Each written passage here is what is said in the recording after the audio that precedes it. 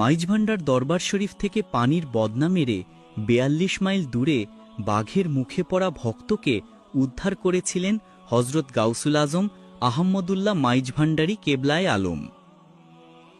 গাউসুল আজম মাইজভান্ডারীর এটি একটি প্রসিদ্ধ কারামত।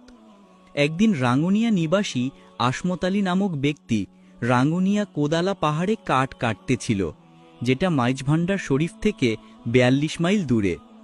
কাঠ কাটার এক পর্যায়ে একটি হিংস্র বাঘ হঠাৎ এই ব্যক্তির সামনে এসে হাজির হল।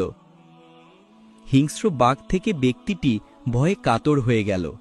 বাঘের আকস্মিক আক্রমণ প্রচেষ্টায় অনন্যপায় হয়ে ব্যক্তিটি ইয়া গাউসুল আজম বলে চিৎকার দিয়ে উঠে। আর ওইদিকে মাইজভান্ডার শরীফে হজরত শাহ সুফি মাওলানা সৈয়দ আহমদুল্লাহ মাইজভান্ডারী অজু করছেন আর আধ্যাত্ম প্রভাবে এই ঘটনা প্রত্যক্ষ করতেছেন।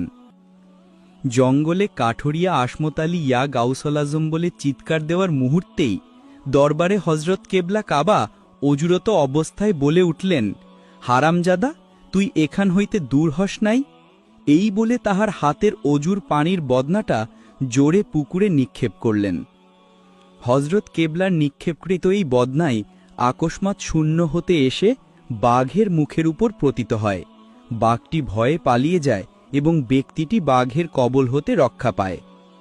এদিকে হজরত গাউসুল আজম সৈয়দ আহমদুল্লাহ মাইজভান্ডারীর সাথে থাকা খাদেমগণ মনে মনে ভাবলেন, পানির লোটাটা কেন পুকুরে ফেলে দিল?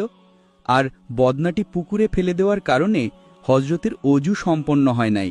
তাড়াতাড়ি খাদেমগণ আরেকটি বদনা এনে দেন। তিনি অজু সম্পন্ন করে দায়রা শরীফে চলে যান। আর খাদেমগণ পুকুরে নেমে বদনাটি খুঁজলেন। অনেক খোঁজার পর সকলে হতাশ চিত্তে উঠে গেলেন। অলি আল্লাদের কারামত বুঝা মুশকিল। তিনি গালি দিলেন কাকে এবং বদনাই বা পুকুরে কেন নিক্ষেপ করলেন?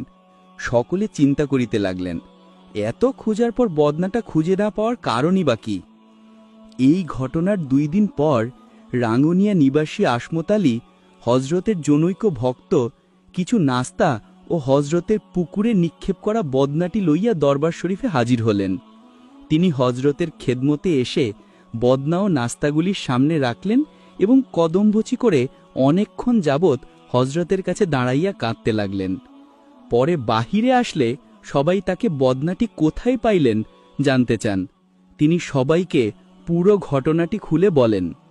আরও বলেন, আমার প্রাণ রক্ষা হওয়ার পর বদনাটি হাতে লইয়া দেখলাম এটা হজরতের বদনা। এই বদনা আমি হজরতকে ব্যবহার করিতে আমি দেখেছি। আমাকে হজরত অসীম দয়া করে